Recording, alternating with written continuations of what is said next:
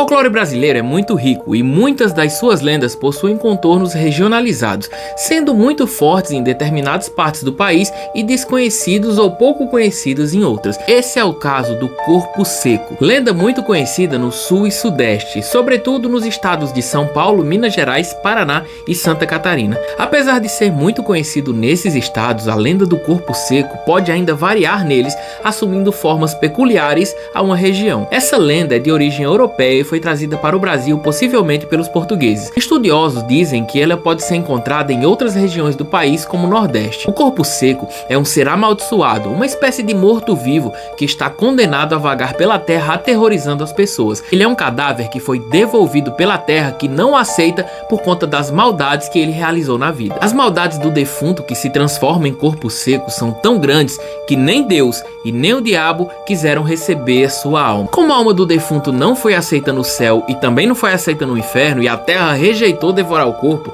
o morto retorna ao plano dos vivos e, na condição de nem vivo nem morto, vai aterrorizar os viventes que passam por ele. Como não é morto, o seu corpo não apodrece, mas como não é vivo, também não é alimentado, portanto literalmente tem o corpo ressecado, com apenas os ossos e o couro. E ainda tem unhas e cabelos enormes, pois não param de crescer jamais. Essa característica fez com que ele ficasse conhecido também como unhudo em algumas regiões. O Corpo Seco foi amaldiçoado por conta das maldades que cometeu em vida. A lenda tradicional conta que ele a própria mãe.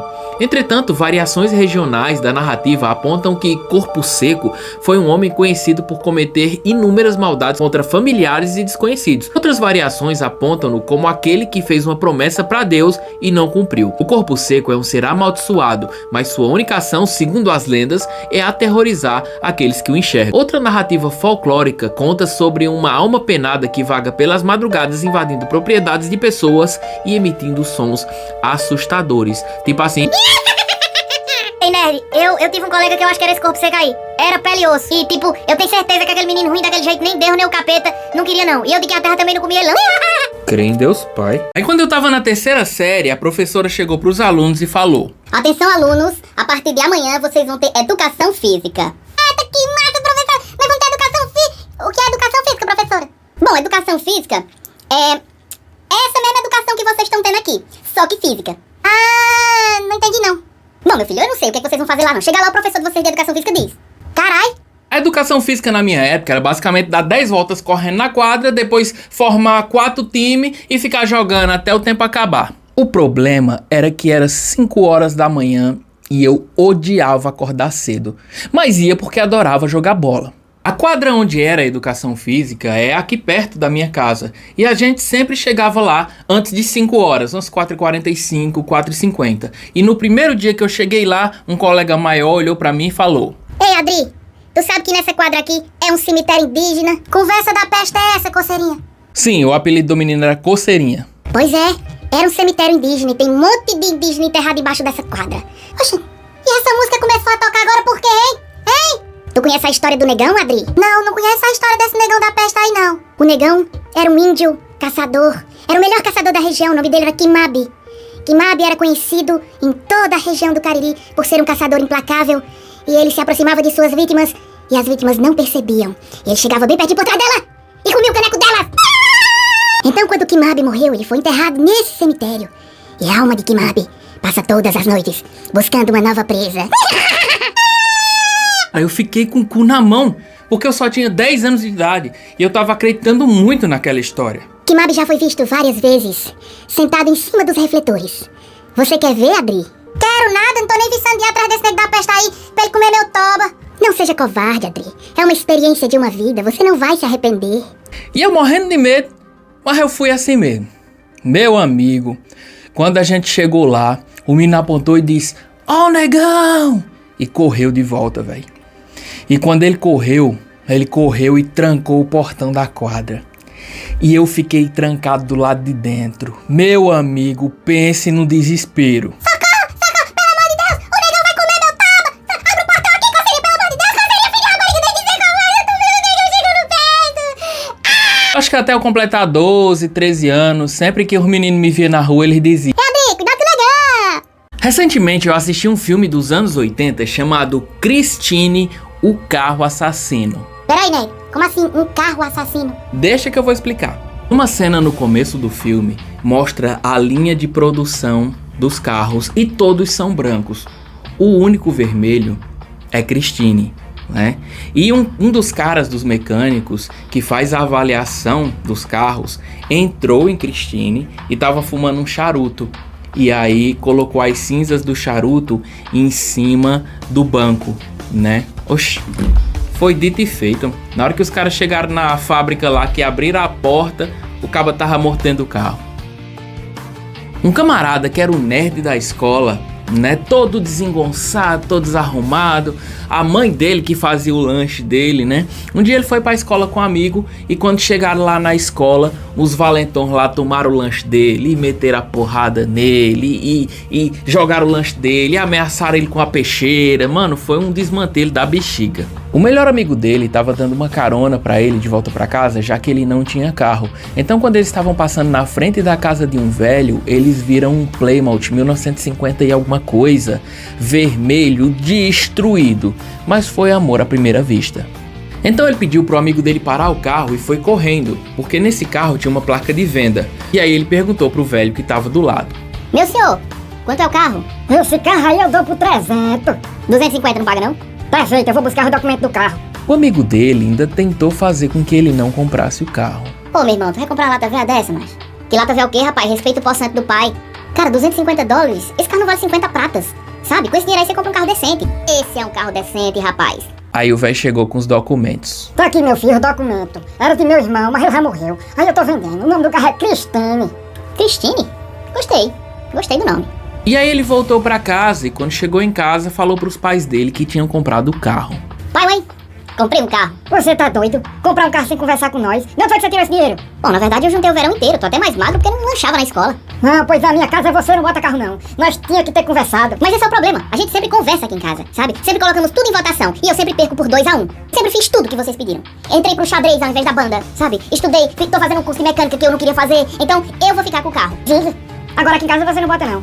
E aí ele ficou puto e levou o carro até uma garagem que a galera alugava lá. E entrou o carro fazendo uma fumaça da bexiga e estacionou o carro lá. Aí o dono da garagem chegou pra ele e falou: Eita fumaceiro da besta fera. Olha, é a última vez que você liga essa poeira de seu carro sem um cano de escapamento, porque eu não tô pareado com essa fumaça não. Não, tá bom, sem problemas. E aí esse camarada começou a trabalhar consertando esse carro, ajeitando, pintando, deixando o carro, ó, uma tchutchuquinha. Só que os caras que tinham batido nele na escola foram expulsos. E aí resolveram se vingar, destruindo o carro dele. Os caras pegaram marreta e quebraram o carro com a marreta e rasgaram. Teve um que cagou no painel do carro. Quando ele chegou com a namorada dele, que ele viu o carro, mano, ele ficou puto, ficou doido e descontou a raiva dele na namorada, sabe? Porque a namorada vivia dizendo que ele dava mais atenção pro carro do que pra ela. E quando ele voltou, o carro dele tinha se regenerado, tava perfeito de novo. Quando o dono de Christine começou a ficar meio alucinado, dizendo: ai, meu carro, eu amo meu carro, vou cuidar do meu carro, a vida agora é eu e meu carro.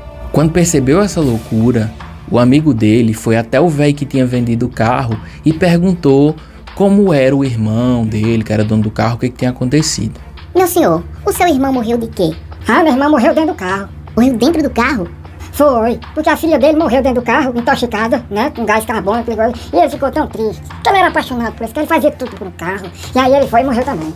Mas homem, era pra tu ter dito, rapaz, se ele soubesse que morreu uma pessoa nesse carro, não tinha comprado não. Poxa, pau no cu dele, eu queria era vender o carro. Esse carro começou a se vingar das pessoas que tinham amassado ele, sabe? O carro saía sozinho, tipo o Bumblebee de Transformers. Só que ao invés de ser um robô alienígena do espaço, com certeza era o espírito do capeta. Esse carro caçou as pessoas, atropelava, virava molesta. E ele chegou no posto de gasolina lá e o posto de gasolina explodiu. E o carro ficou pegando fogo e o cabo partiu na carreira. E ele passou por cima do carro, passou por cima do cabo. E o cabo ficou pegando fogo ali, como um saco de bosta no chão. Então um detetive começou a investigar essas mortes por atropelamento, né? Porque um carro não atropela as pessoas sozinho. Então ele começou a desconfiar do dono do carro. E o dono do carro começou a ficar puto, porque ele não tinha feito nada. Mas ele já tava meio birutinho das ideias por causa dessa paixão, desse amor que ele tinha pelo carro. Então o amigo dele e a namorada do cara resolvem destruir o carro para ver se acaba com essa situação toda, né? E aí eles riscam o carro assim com a mensagem dizendo: vá até a garagem. E aí eles vão pra garagem, pegam um trator daqueles com escavadeira e tal. E aí quando o carro chega, eles começam a rasgar o carro e o carro doido querendo matar a namorada do cara, porque o carro tem ciúme da namorada do cara. E é um funaré da bexiga. E aí tem uma hora que o carro vai assim e bate e o cara voa por dentro pelo para-brisa, sabe? Quando você pensa que o carro tá fazendo aquilo tudo sozinho na última cena, não, o cara tá dentro do carro. Mas só que o cara tá meio doido, meio possuído, né? E aí ele morre. E aí os caras passam por cima do carro e destroem o carro e amassa e vira bexiga.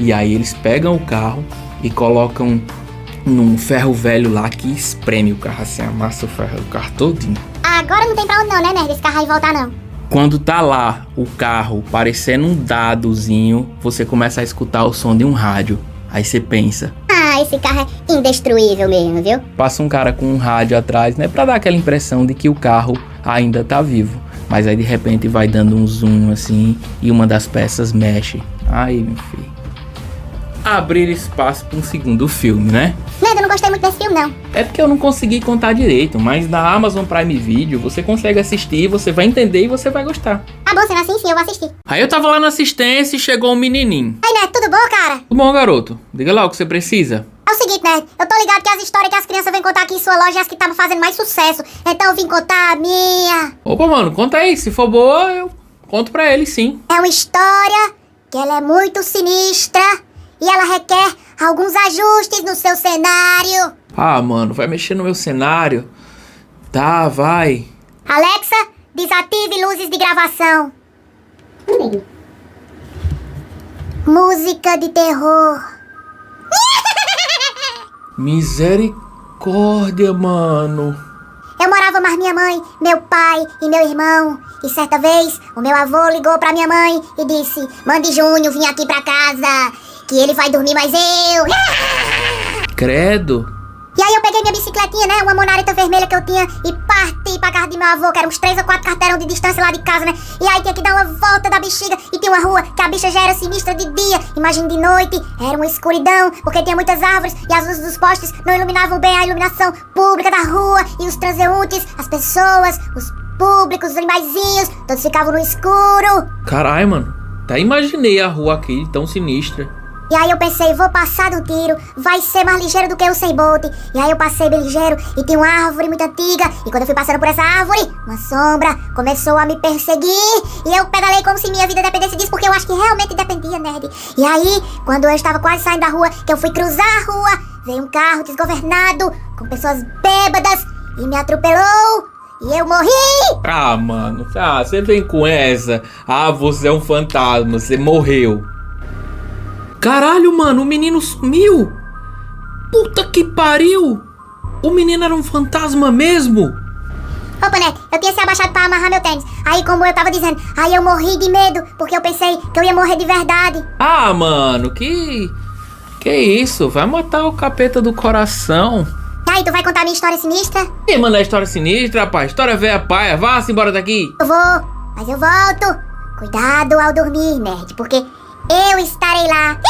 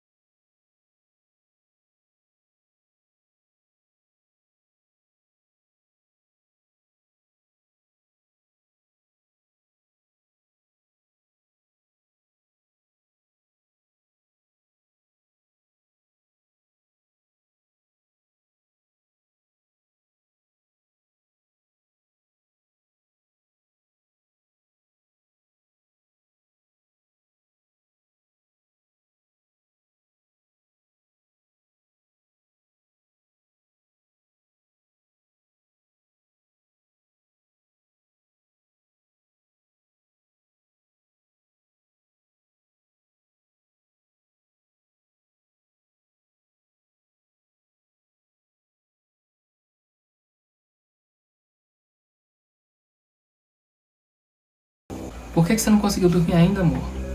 Tem um monstro embaixo da cama. Tem nada, meu amor. Isso é coisa da sua cabeça. Não tem monstro nenhum. Tem sim. Pois vamos fazer o seguinte. Eu vou olhar. Se não tiver, você promete que dorme? Prometo. Então vou olhar. Me ajuda, tem um monstro em cima da cama.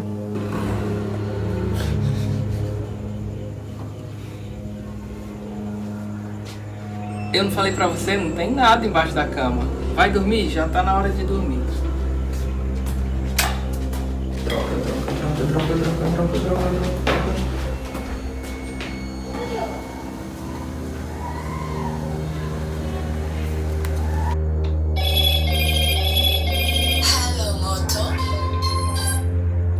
Oi.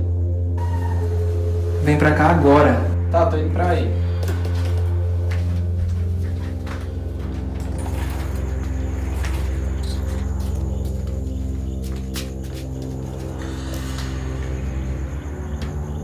Tá ligando pra quem? Não, eu... não tô ligando pra ninguém, não. Ligar pra quem uma hora dessa? Você não deveria ter feito isso.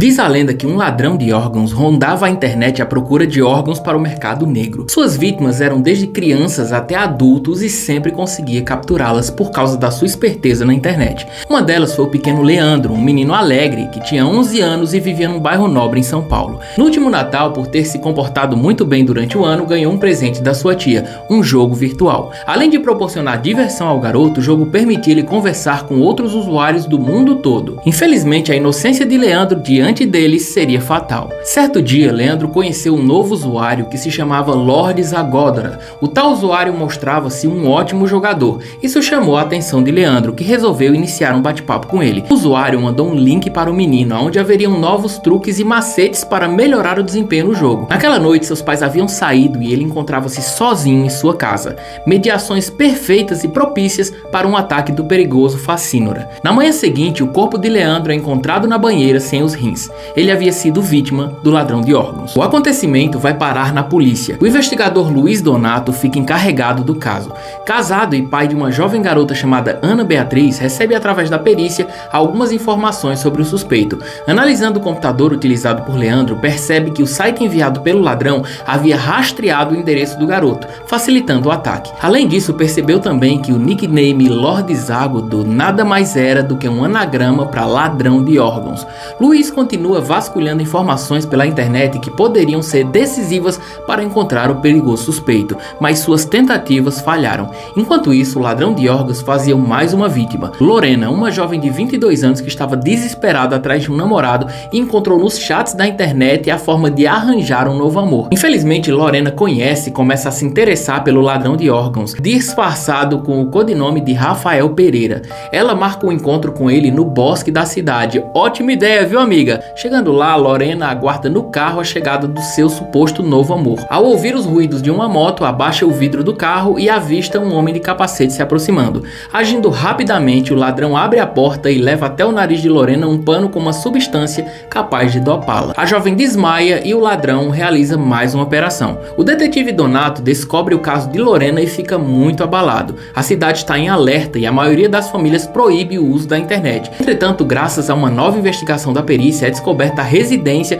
em que o principal suspeito mora. Luiz imediatamente, junto ao seu assistente José Martins, corre para o endereço. Não há mais tempo a perder, o ladrão pode já estar planejando a sua próxima vítima. Quando ele chegou lá no local, deparou-se com uma residência velha, humilde, sem nenhum automóvel à vista. Com permissão para tal, invade a casa. O silêncio apavora ainda mais a situação. Revistam todos os quartos, não há ninguém. Felizmente, José acha uma sala cheia de computadores que possivelmente é o escritório de trabalho do suspeito. Em um dos computadores está listado o próximo endereço do ladrão. O assistente mostra o endereço encontrado para Luiz, que apavora-se ainda mais. O endereço listado era da sua casa e naquele momento sua filha Ana Beatriz estava sozinha. Cantando pneus, Luiz dirige-se à sua casa, avista a porta já entreaberta, vai ao quarto de sua filha, encontra Ana Beatriz deitada de costas na cama sem vida, com cortes nas regiões dos rins. O detetive vai até a sala para buscar seu telefone para pedir ajuda, mas se depara com um homem forte, alto, com uma jaqueta escura, segurando uma maleta e usando um capacete. O homem acerta um golpe em Luiz, que desmaia. Nessa hora, seu companheiro chega e o homem misteriosamente some.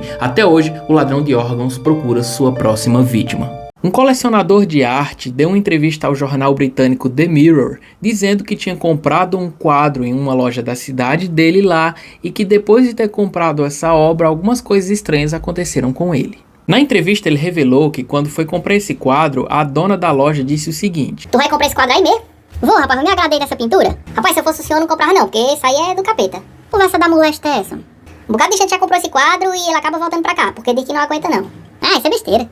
Depois que ele levou o quadro para a casa dele, ele ficou doente, o hamster dele morreu, a casa foi invadida por insetos, ele disse que sentia calafrios o tempo inteiro, o clima da casa ficou mais frio, mesmo com o aquecedor ligado. Após uma análise um pouco mais criteriosa, ele percebeu que o cabelo da boneca que está na pintura foi pintado com sangue. Quando ele viu o quadro pela primeira vez, que ele viu o bebê com a boneca, ele achou que era um quadro que falava de vida, de renascimento, mas agora ele sabe que é só maldição. Sem aguentar mais com esse quadro na casa dele, ele colocou o quadro à venda por 37 €. Eu vou deixar o link aqui embaixo caso você queira comprar. E aí, se arrisca? Sejam muito bem-vindos a mais uma Sexta do Terror. Essa história aconteceu no século XVI na cidade espanhola de Valladolid. Uma criança simplesmente desapareceu. E após dias de pessoas procurando, fizeram um mutirão, assim como fazem até hoje em dia quando alguém desaparece, né? E nada de encontrar essa criança. Certa vez eles escutaram gritos e barulhos estranhos vindo de uma casa que era próxima, então todo mundo correu naquela direção. Era a casa de um jovem chamado Andrés de Proaza, que era um estudante de medicina muito misterioso, sabe? Mas que manjava muito de medicina na época.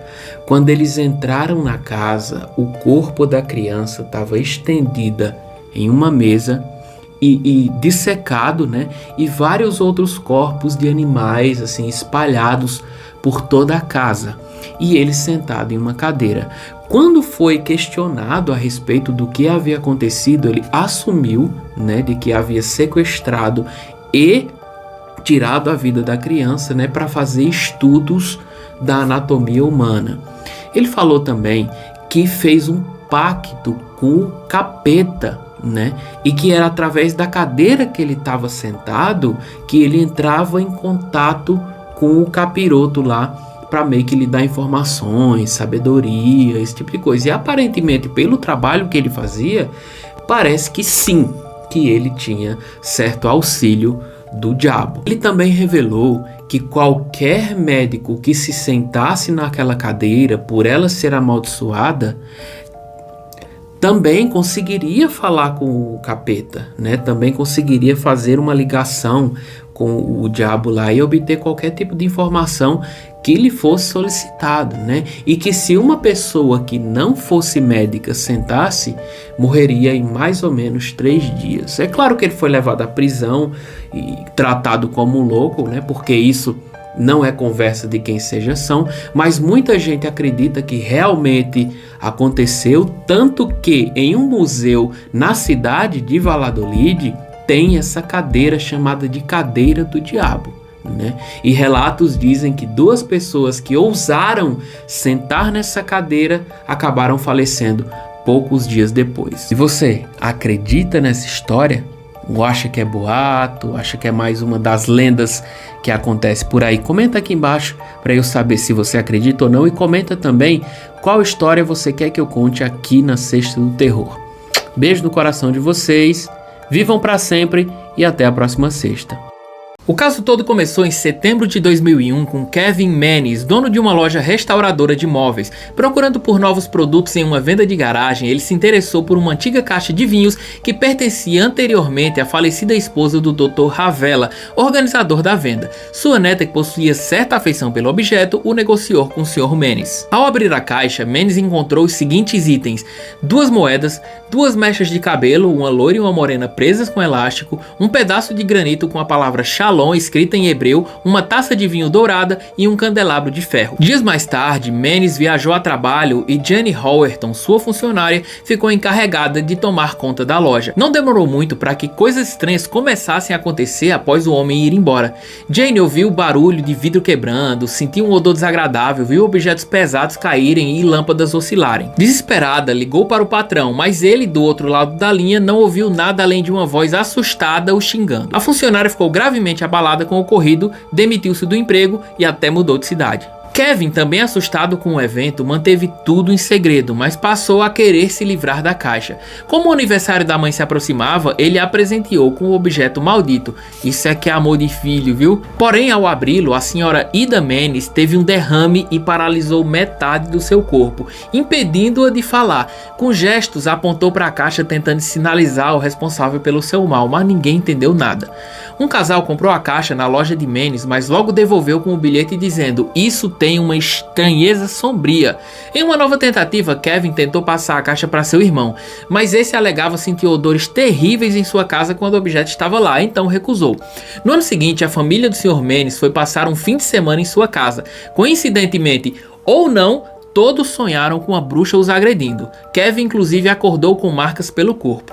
A próxima tentativa de Kevin foi leiloar a caixa pelo eBay. O comprador foi o usuário Spasmolic, cuja real identidade era Lazif Nick, que pagou $140 e chegou a ser alertado sobre os efeitos da caixa. Estudante universitário de Kirksville, Missouri, ele morava com colegas de quarto. Ao abrir a caixa para impressionar uma garota, desencadeou uma série de acontecimentos bizarros.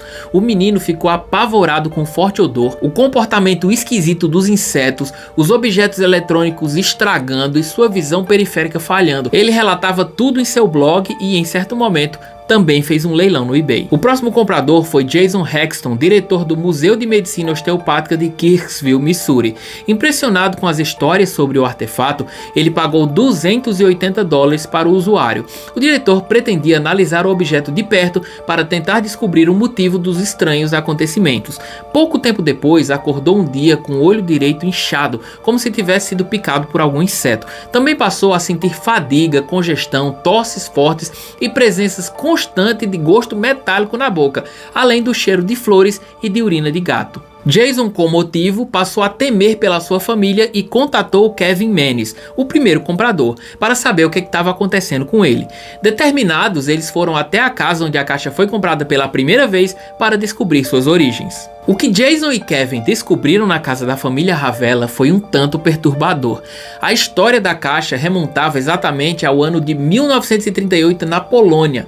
O nazismo estava em plena expansão e, apesar de só chegar ao território polonês no ano seguinte, os judeus já eram perseguidos e mortos pelo Terceiro Reich. Em busca de ajuda para o sofrimento do seu povo, um grupo de mulheres decidiu realizar um ritual, uma espécie de tábua de Ouija com um pêndulo, para se comunicar com os espíritos do além. Após várias sessões, o espírito com o qual elas se comunicavam pediu para ser libertado das trevas e colocado para vagar novamente no mundo dos vivos, e assim foi feito. No entanto, as mulheres perceberam mais tarde que estavam lidando com um espírito maligno e tentaram corrigir o erro de libertá-lo. O novo ritual foi feito com o objetivo de aprisionar a entidade em um objeto, mas o grupo falhou e o espírito continuou solto. Coincidência ou não, esse ritual falho aconteceu no dia 10 de novembro de 1938, no qual aconteceu a Noite dos Cristais, nome dado a uma série de atos violentos violentos contra sinagogas, lojas e habitações de pessoas judaicas na Alemanha e na Áustria.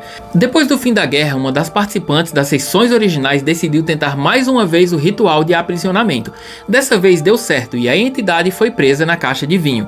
A proprietária da caixa então imigrou para os Estados Unidos e após a sua morte, o objeto assombrado foi herdado por sua neta, ninguém menos do que a falecida esposa, Senhora Ravella. Segundo a história, a Senhora Ravella tinha sido alertada por sua avó de que a caixa continha um dibburque e que nunca deveria ser aberta. Além disso, a caixa deveria ser enterrada junto com ela, mas como o pedido contraria as regras de um enterro judeu ortodoxo, a caixa permaneceu na casa da família até a sua neta fazer a venda de garagem. Mas você me pergunta, Nerd, que besta fera é um dibburque? Um dibburque ou dibburque é no folclore judeu um espírito maligno que foi condenado a vagar pelo mundo para pagar seus pecados. Seu único refúgio é quando se apodera do corpo das pessoas. Chocado com a história da caixa, Jason pôs-se a pesquisar e chegou até determinar uma possível identidade para o dibburque na caixa. O médico eugenista Harry Hamilton Laffin. O movimento eugenista surgiu nos Estados Unidos e inspirou o nazismo por se basear na ideologia de pureza racial. Essa história foi relatada por uma enfermeira que trabalhava no berçário de um hospital. Certa vez ela estava de plantão e chegou uma enfermeira branca, pálida, quase sem conseguir falar. Então ela perguntou para a enfermeira o que estava acontecendo e ela disse: "Chame o pediatra urgente que vai acontecer uma tragédia." Ela ficou sem entender nada, mas chamaram o pediatra, ligaram para o pediatra e disseram assim: "Ó, ela apareceu." E a enfermeira pensando assim: "Ela quem? Quem apareceu?" E ela ficou com essa dúvida, mas não quis perguntar, porque todas as enfermeiras tinham medo do berçário. E aí ela foi e disse: "Não, enquanto o pediatra não chega, a gente vai lá, vamos ver o que vai acontecer, que tragédia é essa." E aí chegaram lá no berçário, enquanto estavam se caminhando, algumas enfermeiras se reuniram com ela e disseram assim: "Ó, se acalma, o que a gente vai te dizer é muito forte e a gente precisa que você acredite na gente." Ela falou: "Não, tudo bem." Ela viu que estava todo mundo apreensivo e estava um clima muito pesado. Então a mulher disse: "Ó, tinha uma enfermeira muito antiga que trabalhava aqui e ela sempre usava o mesmo jaleco, o cabelo preso, com uma touquinha bem antiga, porque ela era uma enfermeira antiga e ela já faleceu há alguns anos, né? Mas mesmo após a morte, volta e meia, ela aparecia no berçário. E sempre que ela aparecia do lado do balão de oxigênio no berçário, era sinal de que um bebê iria falecer. Então quando ela aparecia, era uma correria danada para ver todos os bebês, para ver o que estava acontecendo. Ligavam para o pediatra que já sabia da história, já tinha presenciado essa história algumas vezes e já veio correndo, né? E como essa enfermeira relatou, de fato, essa noite um bebê faleceu, cara. Vocês estão entendendo o quão sinistro é essa história? Você trabalhar em um ambiente que pode aparecer um espírito e a aparição desse espírito indica que alguém vai morrer naquela noite. Se arrepiou aí? Porque eu tô todo arrepiado aqui.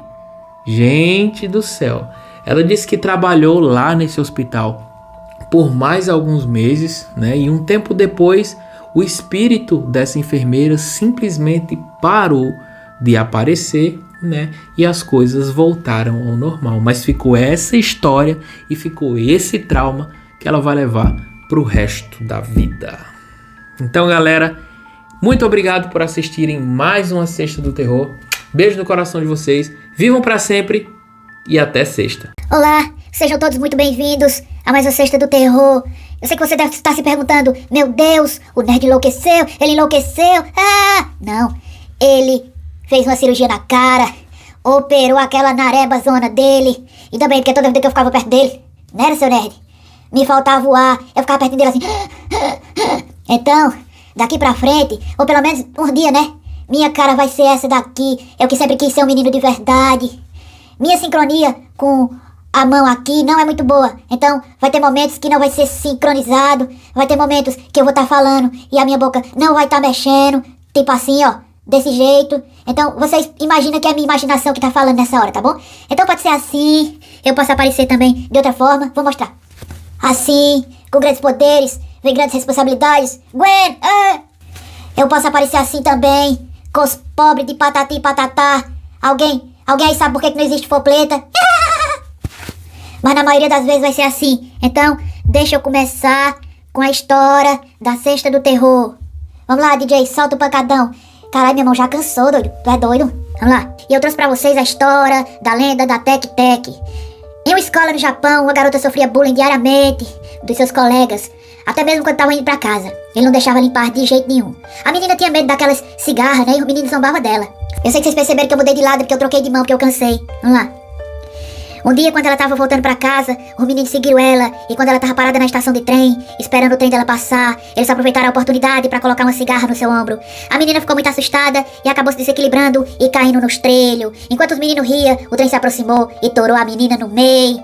Eles pararam de rir na hora e não contaram pra ninguém. E todos pensavam que a menina tinha tirado sua própria vida, né? Porém, um certo dia, esse mesmo garoto tava voltando pra casa, quando eles começaram a escutar um barulho estranho de algo se arrastando e de ossos quebrando. Tec, tec, tec, tec. O barulho aumentava a cada instante, então um dos meninos bastante assustados correu de medo. Eu já teria me cagado todinho nessa hora, né? Eu só me cago porque eu nem tenho cu, eu sou só um boneco, né? Os outros meninos ficaram pra trás e escutaram um grito de desespero de seu amigo. Eles escutaram um barulho atrás deles e quando eles se viraram, viram a garota. E eles perguntaram se ela precisava de ajuda e quando ela levantou o rosto, eles viram que era a garota do trem que eles tinham matado lá. Matado entre aspas, né? Tipo, entre aspas, assim. Eles ficaram petrificados. Ela então pegou uma foice que tava com ela e saiu com toda a velocidade se arrastando pelo chão. Ela então partiu os garotos no meio pra ficar igual ela. E diz que a lenda é que ela procura vingança e que vai atrás de todos os humanos, por ninguém ajudou ela. Então fica a dica, seja gentil, não faça mal a ninguém, porque no futuro, esse mal pode voltar pra lhe buscar. Eu sei que ficou horrível, mas eu só não quero deixar aqui falta conteúdo pra vocês. Muito obrigado por assistirem mais uma Sexta do Terror e até mais. Vivam pra sempre. Hoje a lenda é sobre a menina do laço cor-de-rosa. Na cidade de Belo Horizonte, em tempos passados, havia um porteiro que trabalhava em um antigo edifício de 8 andares.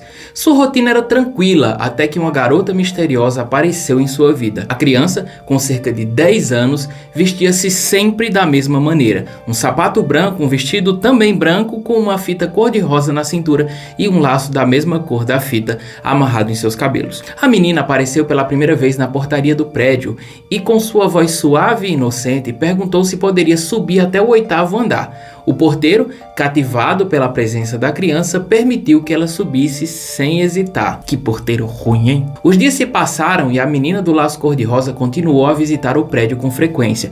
Ela sempre usava a mesma roupa. Intrigado pela repetição, ele finalmente decidiu investigar a origem da garota e o motivo que levava ela a subir aquele andar todos os dias. O homem então procurou um casal de idosos que vivia no único apartamento do 8º andar. Ele questionou o motivo da menina sempre os visitar, mas que nunca via ela descer. Os idosos ficaram chocados com a pergunta do porteiro.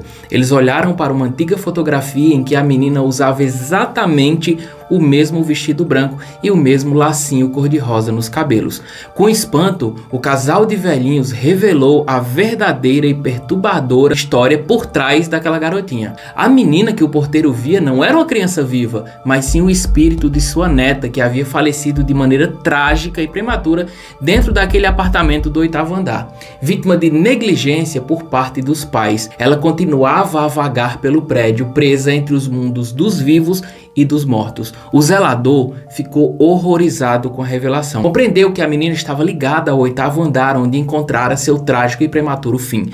Consumido pelo medo e pavor que o rodeava, ele deixou o emprego e com o passar do tempo foi enlouquecendo. A lenda da menina do lacinho cor-de-rosa espalhou-se pela cidade, uma história sombria que servia como um lembrete vívido da negligência dos adultos com as crianças. O 8º andar do edifício ficou conhecido como um lugar assombrado e até hoje dizem que o espírito da garotinha vaga por lá, sempre lembrando que a negligência com as crianças pode ter consequências devastadoras e duradouras. Se você gostou dessa história, comenta aqui embaixo e comenta também outras lendas que você quer que a gente aborde aqui no canal na Sexta-feira do Terror. Beijo no coração e vivam para sempre. O cemitério Nossa Senhora da Piedade, no bairro Prado, em Maceió, um dos mais antigos do estado, guarda o símbolo de uma lenda urbana existente há dezenas de anos e que vem sendo visitado por curiosos desde então. O cemitério abriga a réplica em mármore de uma capa jogada em uma cruz localizada acima de um túmulo que atrai curiosos desde que foi criada. Conta a lenda que no início do século XX, um homem conheceu em um baile uma bela moça por quem se interessou imediatamente. A partir daí, os dois ficaram juntos durante toda a festa. A moça era linda e o homem ficou maravilhado. Quando deu meia-noite, ela quis ir embora e falou para o rapaz. Como estava chovendo, ele prontamente falou que a levaria para casa. O jovem então pegou a capa preta que trazia e a cobriu para protegê-la da chuva. Eles saíram e ela pediu para que ele parasse na porta do cemitério, bem manjado isso aí, né? Onde ali ela ficou. Mas antes de sumir na noite, ela disse o seu endereço pro rapaz. O homem foi até a casa da moça atrás dela, né? E quando chegou lá, a família informou que não existia ninguém com nome informado morando no local, mas que era como se chamava a filha que já havia morrido. Ele se recusou a acreditar no que ouviu e começou a achar que estava sendo vítima de algum tipo de peça. Cadinha do malandro! Depois de muita conversa, eles foram ao cemitério para que a família mostrasse o túmulo da jovem ao rapaz, que não acreditava nessa história. Ao chegar no local, ele viu o túmulo e a capa que lhe pertencia estava em cima da cruz. No túmulo de cor preta que se encontra hoje no cemitério há apenas a inscrição Carolina de Sampaio Marques, nascida em 21 de março de 1869 e falecida em 22 de novembro de 1921, em letras romanas. Imagina você tá passando no cemitério e do nada tem uma lápide com a capa preta feita em mármore. Gente, essa história é bizarra demais, pelo amor de Deus. Bem-vindos a mais uma Sexta do Terror. Nasce na cidade de Campinas, em 1911, Maria Jandira dos Santos, moça rica que bastante jovem foi abandonada pela família e eu não descobri porquê. Bonita que só a bexiga, usou isso para sobreviver, né? Ela ainda era menor de idade, não sabia fazer bolo de pote e naquela época não tinha OnlyFans, então começou a usar o seu corpo para ganhar dinheiro. Não fosse o trágico desfecho de sua vida, sua história seria desconhecida como a de tantas outras garotas que usam o corpo para sobreviver. No entanto, certo dia, Maria Jandira conheceu um rico construtor da cidade chamado Carlos Pereira, que se apaixonou pela linda jovem, né? Ele logo propôs casamento à moça, prometendo que tiraria ela daquela vida, né? Acreditando nas promessas do amado, Jandira entregou-se loucamente ao amor. Mas no dia combinado para a fuga, ele não apareceu e não deu satisfação, desapareceu da vida dela. Decepcionada e sem suportar a dor da rejeição, a jovem trancou-se em seu quarto, arrumou-se com um belo vestido confeccionado para o casamento, derramou álcool sobre ela e tacou fogo. Maria Jandira morreu vestida de noiva com apenas 23 anos de idade. O acontecimento foi uma verdadeira comoção na cidade de Campinas. Sem parentes, os amigos da moça cuidaram do velório. Só sobrou uma recordação dela, uma fotografia, a única coisa que não queimou e foi salva naquele trágico incêndio que pôs fim à sua existência. E é esse retrato que fica sobre o seu túmulo de número 298, localizado na quadra 28 do Cemitério da Saudade. E se esse vídeo tiver 10 mil likes, eu faço um vídeo visitando o túmulo dela, viu? Com o passar do tempo, a moça passou a ser uma santa milagreira. Seu túmulo recebe a visita de centenas de pessoas que na grande maioria tiveram desilusões amorosas, sofreram por amor e buscam um milagre por seu intermédio. Sua sepultura está repleta de placas de agradecimento por graças alcançadas. Há ainda uma curiosidade, né? Os devotos colocam no túmulo dela só flores, não colocam velas, até porque a pobre morreu queimada, seria esquisita, né? Essa história, que teve início em 1934, continua até os dias de hoje. Mas poucos sabem o que ocorre nas madrugadas sombrias do Cemitério da Saudade. José Anselmo, segurança de 56 anos que trabalha no local há mais de 20 anos, diz que lá acontecem coisas macabras. Contou que logo que começou a trabalhar no cemitério, viu a aparição do fantasma de uma mulher. Diz que uma noite avisaram que tinha uma pessoa dentro do cemitério. Era por volta de meia-noite. Fazia muito frio e havia um pouco de névoa, o que impedia que ele enxergasse com clareza. Eu mesmo nem ia, né? Disse que viu com os próprios olhos dele, não foi ninguém que contou, uma mulher muito bonita que andava entre os túmulos e chamava o nome de um homem. Imagina só qual era o nome do homem, né? No começo, ele achou que fosse alguém que tivesse marcado o encontro lá aquela hora, né? Porque tem doido pra tudo. Ele disse que vai gente lá pra fazer relações sexuais, pra beber cachaça, deixa as garrafas lá, preservativo. Disse que a galera faz de tudo nesse cemitério. E aí ele foi atrás da mulher que sumia entre as quadras, até que ele parou cansado, né? E sentiu atrás dele um bafo frio na nuca. Esse foi um dos piores momentos da vida dele. Ficou tão apavorado que achou que ele mesmo ia empacotar naquele momento. Ele tirou a arma do coldre, virou de costas e a mulher estava lá vestida de noiva perguntando se ele era Carlos. Ele disse que ela falava, mas a boca não mexia. Era como se a voz dela estivesse dentro do cérebro. E sem tempo de responder, num piscar de olhos, disse que ela sumiu no meio da neblina. Ele correu atrás dela e viu ela virar uma labareda na quadra 28, sumindo próximo ao túmulo da conhecida Maria Jandira. Ele disse que caminhou até lá e quando viu que a foto da mulher era a mesma mulher que ele tinha acabado de ver, disse que o toba dele não passava um coco. Ele ficou um tempo afastado do trabalho, né, e com a ajuda de psicólogos e de Deus conseguiu voltar. Ele disse que até hoje às vezes ainda vê uns vultos, mas como daquela vez nunca mais aconteceu. Porém muita gente fala que vê o espírito de Maria Jandira vagando por aí, sempre à procura do noivo que abandonou antes do casamento. E aí, acredita nessa história? Então curte, comenta, compartilha e se esse vídeo bater 10 mil likes, eu vou lá em Campinas, no cemitério dela, fazer um vídeo, hein? Beijo no coração de vocês e vivam para sempre. Essa lenda de Mariana, em Minas Gerais, é inspiração para o rito religioso que acontece até hoje na cidade. Conta a história de uma velha que vivia sozinha na sua casa e por não ter muito o que fazer, nem com quem conversar, passava a maior parte do dia olhando a rua através da sua janela. Coisa muito comum no interior, até que numa tarde, quando estava quase anoitecendo, ela viu passar uma procissão e todos estavam vestidos com roupas largas e brancas, como se fosse um fantasma, né? Com velas nas mãos e ela não conseguia identificar ninguém. Logo ela estranhou, pois sabia que não haveria procissão naquele dia, pois ela sempre ia à igreja. E mesmo assim, quando havia alguma procissão, era comum a igreja tocar os sinos no início, mas nada disso foi feito. E a procissão foi passando, até que uma das pessoas que estava participando parou na janela da velha e lhe entregou uma vela. E disse à velha que guardasse aquela vela e que no outro dia ela voltaria para pegá-la. Ei, né, esse trocadilho aí foi bom. A velha entregou a véia pra velha, que segurou a vela e disse: olha, velha, segura essa véia. Não, segura essa vela, que depois eu, que sou véia, volto pra buscar a vela da mão da véia. No dia seguinte, quando a velha acordou, percebeu que a vela havia se transformado em um osso. À noite, ela ouviu alguém chamando pelo seu nome e ao atender a porta, deparou-se com um esqueleto que estava pedindo esse osso. A velha tomou um grande susto, caindo morta ali mesmo. Séculos depois, a população mantém-se guardiã dessa história, repassando de geração em geração. Eita, nerd. Bicho, depois dessa, nunca mais, se ninguém pedir pra eu guardar nada, eu guardo. Deus me livre. Imagina o cabo chega e diz: ai, gente, segura chocolate. Quando é no outro dia, é o rabo do demônio. Deus me livre, minha Nossa Senhora. Em nome do Pai, do Filho e do Espírito Santo. Receba, graças a Deus. Cristiano Ronaldo Júnior.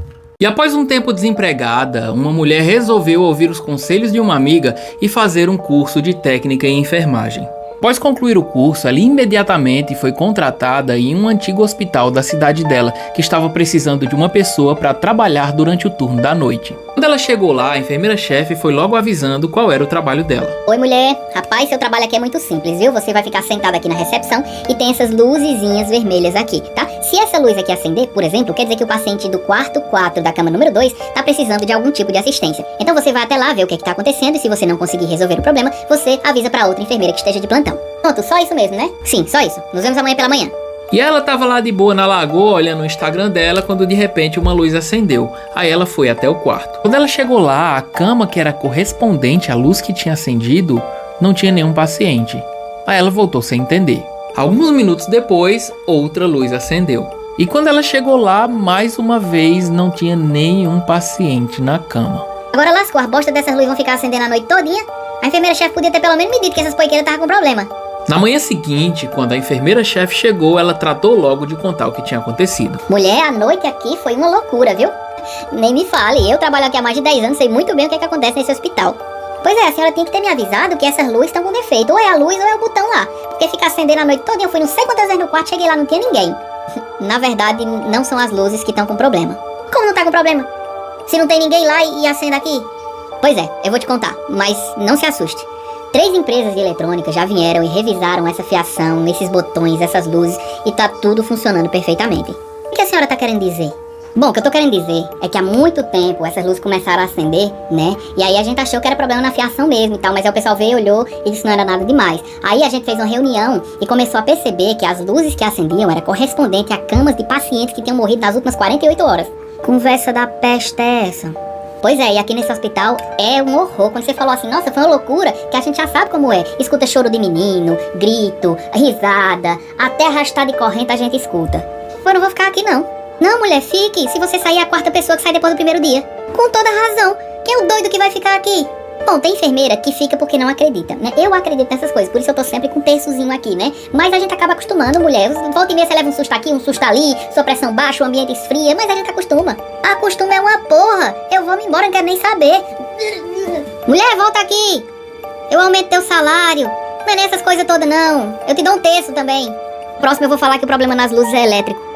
Eita, né? Eu também não ficava não, negócio sinistro da porra, eu morro de medo, eu me cago de medo dessas coisas sobrenaturais. Aí tu vem e diz, eu vou fazer a cesta do terror, não sei o que, eu vou pro inferno. Um rapaz trabalhava como entregador de jornais, né? E com o tempo de trabalho ele acabou ficando amigo de todo mundo, inclusive de uma senhora que morava em uma casa. Essa senhora era viúva e o marido dela já tinha morrido há muito tempo.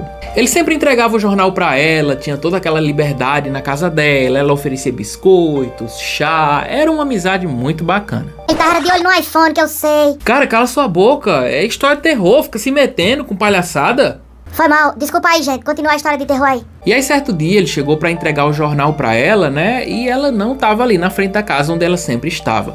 Ele então bateu na porta e ela não saiu. Ele, como tinha toda essa liberdade e amizade de muito tempo, abriu a porta e entrou. Ela estava sentada na poltrona da sala, aparentemente dormindo. Ele então colocou o jornal ali do lado, deu um beijinho na testa dela e foi embora. Eita, já tô até vendo. Então no dia seguinte ele foi lá entregar o jornal mais uma vez, né? Bateu na porta da casa dela, ela não atendeu, ele entrou de novo e ela estava dormindo novamente na mesma poltrona. E o jornal do dia anterior não tinha sido nem mexido. Ele pegou o jornal, colocou lá do lado do outro, deu um beijo na testa dela e foi embora. E aí quando ele chegou em casa, ele ficou pensando: Rapaz, será assim Margarete não fez, foi morrer? Por quê? Meu Deus, agora que eu me toquei, ela não tinha nem mexido no jornal anterior. E parece que tava na mesma posição. Eita, meu Deus, eu sou burro pra porra. Quando foi no dia seguinte, ao começar a fazer a distribuição dos jornais, o primeiro lugar que ele foi na casa dela. E quando chegou lá, ela tava acordada. Oxe, isso aí foi inesperado. Isso aqui também foi inesperado. Tomar um remédio, menino? E ela falou que estava muito feliz por ver ele, deu um abraço nele, recebeu o jornal e ele foi embora todo feliz. Quando foi no dia seguinte que ele foi entregar os jornais, percebeu que tinha uma movimentação na frente da casa dela.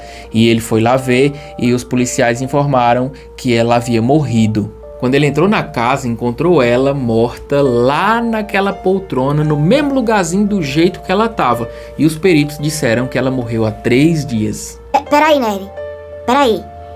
Tu disse que no primeiro dia ela tava dormindo, no segundo também. Aí no terceiro, ela falou com ele, abraçou e tal. Como ela morreu há 3 dias? Cara, aparentemente ela morreu há 3 dias e ele falou com o fantasma dela. Misericórdia, né? Bicho, eu não gosto dessas histórias de sexta-feira não, porque eu fico sem dormir, é ruim demais. E ele nunca entendeu o que de fato aconteceu e nunca conseguiu explicar realmente como que ele conseguiu falar com ela já estando morta há 2 dias. Deus me livre, se fosse eu tinha me cagado todo. Bom, e pelo cheiro que sai de você, meu filho, eu acho que se cagou mesmo. A família de uma senhorinha que até ali não se sabia, mas ela estava na sua última semana de vida. Constantemente vi essa senhora olhando pro nada e falando coisas do tipo: Rodolfo, meu filho, quanta saudade. Se preocupe não que eu tô chegando aí logo logo. Maria, perdemos você tão novinha, Maria, mas agora a gente vai se reencontrar. Pode ficar tranquila, viu? Oi, mamãe, quantos anos, hein? Finalmente, nosso reencontro está muito próximo. Papai, nossa, o senhor não mudou nada. Eu, por outro lado, tô toda velha, mas eu tenho certeza que o nosso encontro vai ser maravilhoso. E a família achando super esquisito, porque ela tava falando com os irmãos dela que já morreram, com o pai que já morreu, com a mãe que já morreu. Ei, bicho, vovó tá brisada total, viu? Toda hora que eu chego perto dela, ela tá olhando pro nada, falando com um parente dela que já morreu. Aí eu digo, oxi, Ei, vovó, o que a senhora tá fazendo? E ela nem responde. Parece que prefere falar mais com os mortos do que falar com nós vivos. Eu amo tanto minha vovó, mas ela tá tão estranha nos últimos dias. Até que certo dia, a família viu ela falando com um dos irmãos dela que ainda estava vivo. Opa, Luiz. Ai, que surpresa. Vai ser muito bom reencontrar você, Luiz. Quanta saudade. Finalmente, o descanso eterno. Seremos finalmente felizes eternamente. Ei, bicho, vovó brisou legal agora, porque ela tá falando até com os irmãos dela que ainda estão vivos. Esse irmão que ela tá falando tá vivo ainda. Só que não estava. Alguns minutos depois, a família recebeu uma ligação dizendo que o irmão da senhorinha tinha acabado de falecer. Não, né? Deixa de putaria, homem. Eita, a véia tava falando mesmo com pessoas mortas e falou com o irmão que tinha acabado de morrer. Carai, Biridim. E 2 dias depois, essa senhora foi dormir e acordou morta. Acordou morta, nerd? Não, homem. Deixa de putaria, como é que acorda morta? Eu me expressei errado. Ela não acordou, ela estava morta. Ah, sim, sendo assim, sim. Rapaz, ela sabia, né, bicho? Eu já ouvi falar esse tipo de coisa aí que a pessoa quando vai morrer sabe, tá ligado? Eu acredito muito, muito, muito nessas coisas. E vocês, gente, vocês acreditam que existem essas coisas, assim, paranormal, que a gente fala com os mortos, que a gente sabe o dia e a hora exata que a gente vai morrer? Comenta aqui embaixo se vocês acreditam nisso. Sejam todos muito bem-vindos a mais uma Sexta do Terror. Essa história aqui é sinistra demais. Uma moça tinha mudado para uma cidade nova por causa de um emprego que ela conseguiu, né? Já fazia mais de 1 ano. E ela sempre era do trabalho para casa, de casa para o trabalho e nunca tirava um tempo para se divertir. Certa vez ela decidiu ir a um barzinho que estava tendo uma música ao vivo lá e chegou lá, ela encontrou um camarada que o bicho era gente boa demais. Conquistou ela nos primeiros 5 minutos e eles começaram a conversar e a conversa era muito boa, o cara era muito engraçado, muito gentil, né? E no fim da noite levou ela até em casa, foram caminhando porque ela não morava tão longe e ela ficou apaixonadinha por ele. E o tempo foi passando e o relacionamento ficando cada vez mais sério e o cara cada vez conquistando mais ela.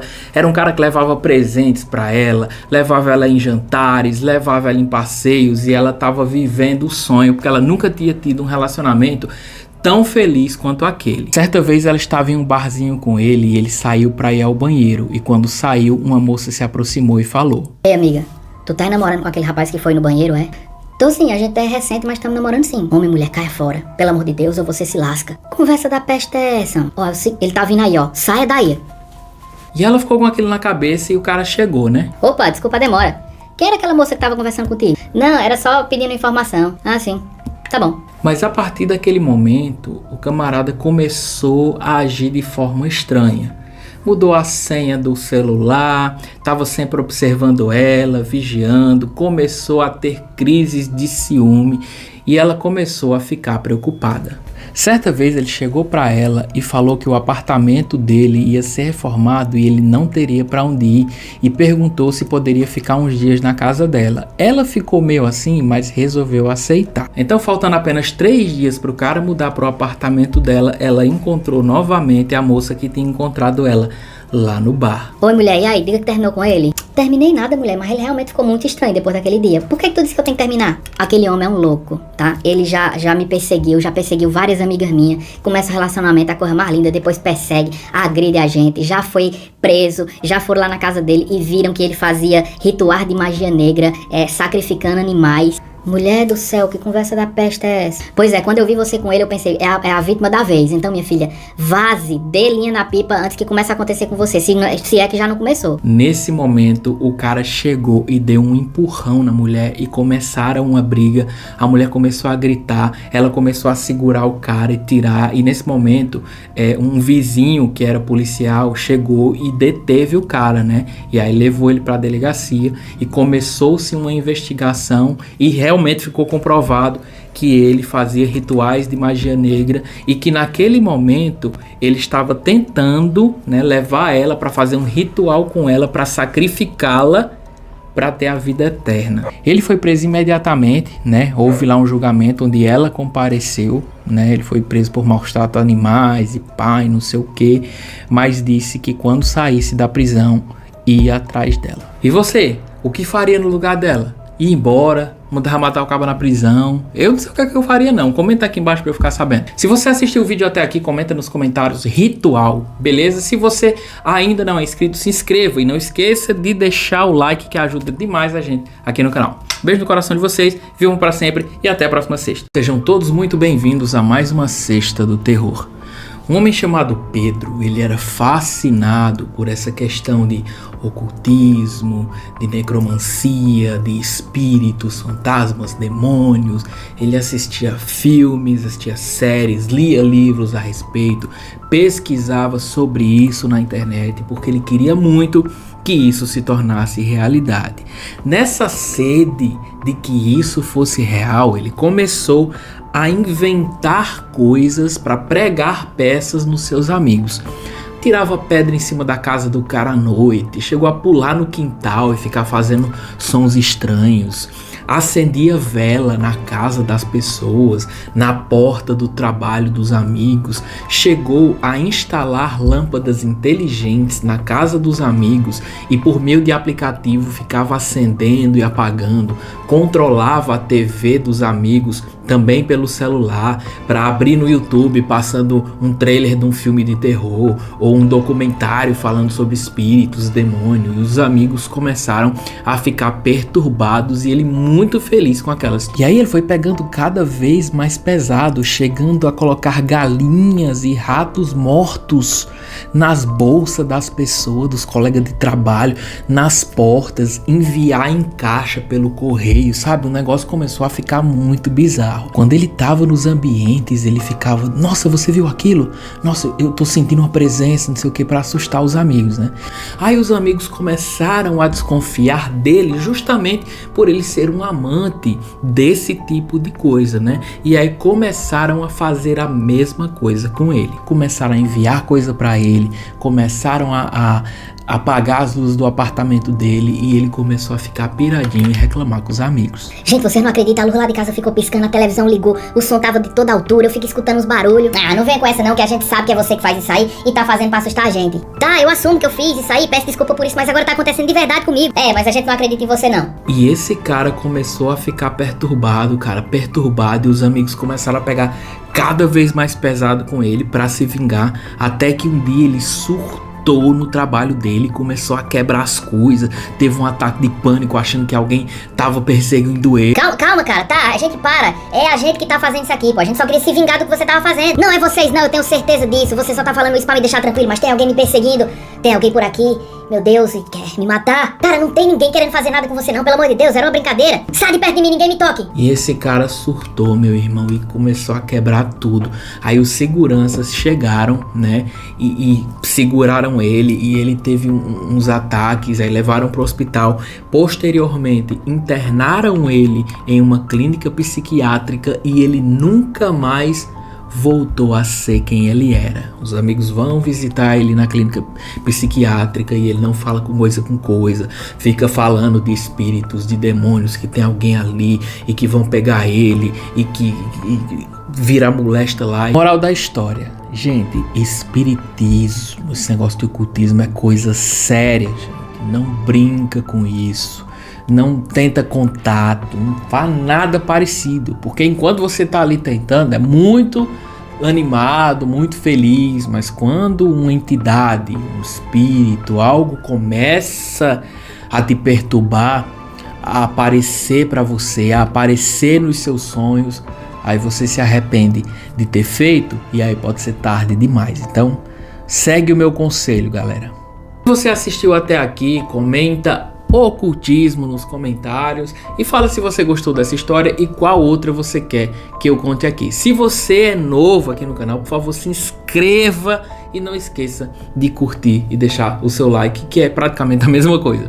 Beijo no coração de vocês, vivam para sempre e até a próxima sexta. A epidemia de dança de 1518, também conhecida como Dança da Praga, foi um evento bizarro que ocorreu onde hoje é a França, durante o verão de 1518. Essa epidemia envolveu centenas de pessoas, principalmente mulheres, que foram acometidas por uma compulsão inexplicável de dançar freneticamente pelas ruas da cidade. Tudo começou com uma mulher chamada Frau Toffia, que em meados de julho de 1518, inexplicavelmente começou a dançar nas ruas de Estrasburgo, sozinha e sem música. A princípio ela foi encorajada por palmas e gritos, mas não demorou muito para perceberem que havia alguma coisa errada. Ela dançou ininterruptamente por horas a fio e nos dias seguintes outras pessoas começaram a se juntar a ela, contagiados por essa estranha compulsão. Em questão de semanas, o número de pessoas afetadas pela dança compulsiva aumentou consideravelmente. Centenas de pessoas se encontravam dançando freneticamente nas ruas sem motivo aparente. Muitas vezes até cair de exaustão ou morrer de exaustão, ataques cardíacos ou derrames. Um jornal da época informou que 15 pessoas chegavam a morrer por dia. As autoridades locais e médicas da época estavam perplexos diante dessa situação. Eles não sabiam o que causava essa dança compulsiva e não tinham meios para detê-la. Os habitantes saudáveis construíram palcos e levaram músicos ao local pensando que a crise cessaria se fosse estimulada. A ideia se mostrou uma tragédia quando perceberam que mais pessoas se sentiram convidadas a se juntar aos dançarinos, aumentando a epidemia. Várias teorias foram propostas para explicar a epidemia de dança de 1518. Algumas especularam que poderia ter sido uma forma de histeria em massa, enquanto outros sugerem intoxicação alimentar ou problemas psicológicos. Outras teorias consideram causas sobrenaturais, como uma maldição ou possessão demoníaca. A epidemia eventualmente diminuiu depois de cerca de um mês, com muitos dos afetados morrendo devido à exaustão.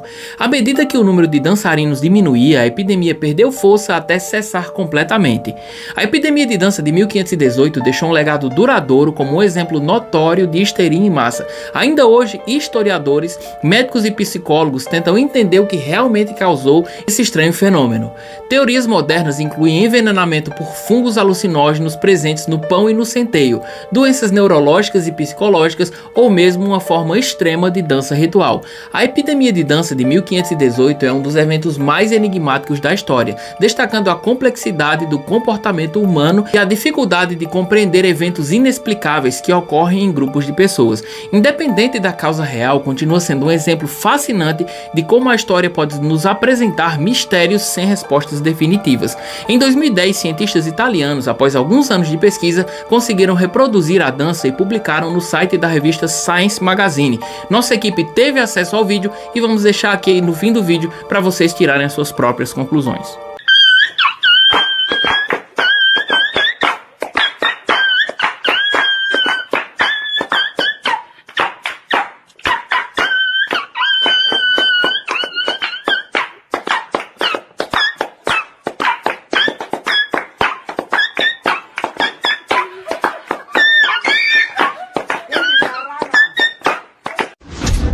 Sejam todos muito bem-vindos a mais uma Sexta do Terror. E hoje vamos falar desse livro chamado Exorcismo, que conta a história real que inspirou o filme Exorcista. Ele conta a história de um jovem chamado Ronald Doe, também conhecido como Robin Mannheim ou Robert Hunkeler.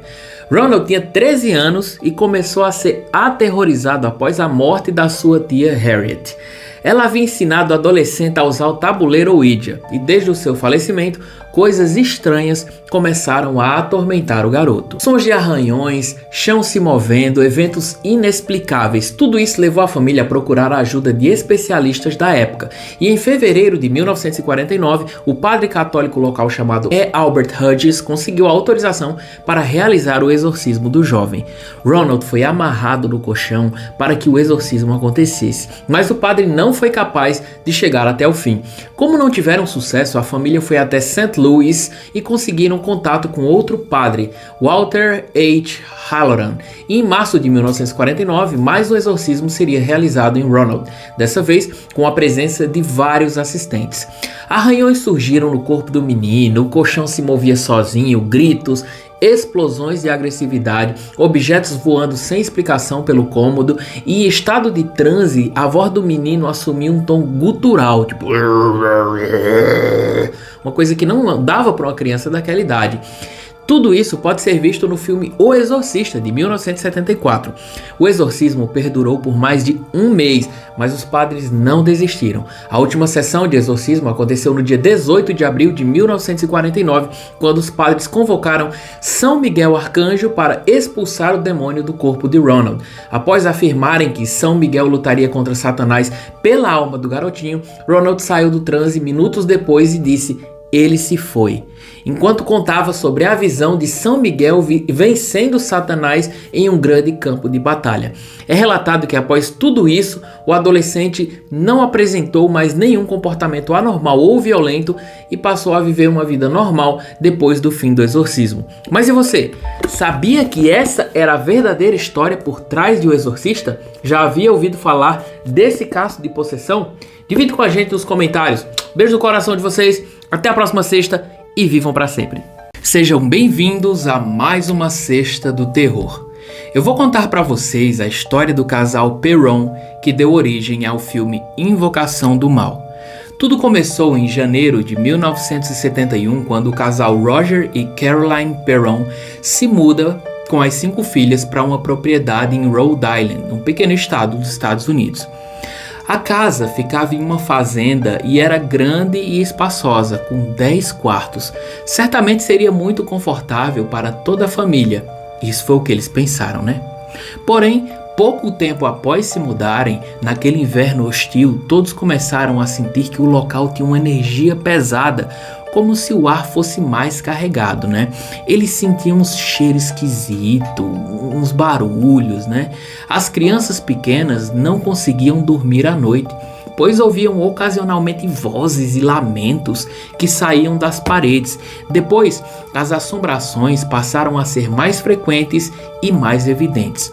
Eventos sobrenaturais passaram a acontecer, como camas que levitavam, quadros que caíam das paredes sem motivo nenhum, redemoinhos de poeira nos cômodos, além da presença de espíritos que conversavam com as meninas. Roger também começou a sentir um cheiro forte e sem explicação vindo do porão. Foi então que o casal decidiu pesquisar a origem daquela propriedade. Eles descobriram que ali havia morado muitas gerações da mesma família e que aquele foi o palco de diversas mortes trágicas, como suicídios, afogamentos e assassinatos. Após a descoberta, outras coisas ainda piores começaram a acontecer. Conta-se que o espírito de Bathsheba Sherman passou a assombrar a casa, se concentrando em aterrorizar Caroline. Segundo histórias locais, Bathsheba foi uma mulher que realizava práticas diabólicas e que cometeu suicídio na propriedade. Buscando ajuda, o casal chamou o casal Warren, conhecido por serem exorcistas.